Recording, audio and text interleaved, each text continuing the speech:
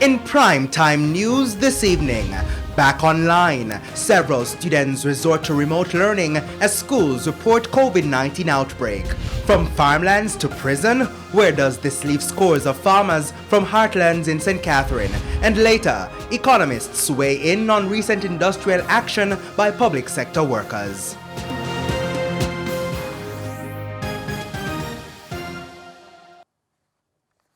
Good evening and welcome to Primetime News. We're live on air and online at onespotmedia.com. I'm Herman Green. Also this evening we have the Business Day, Primetime Sports, Sports Commentary, E-Prime, and your weather report and forecast. But before all that, here's our feedback question. This evening we're asking, which national COVID containment measures should be re-implemented given the recent spike in cases? And please give reasons for your answer. You can share those comments online, facebook.com/televisionjamaica, or tweet at TelevisionJam1. Please stay tuned. Primetime News returns after this break.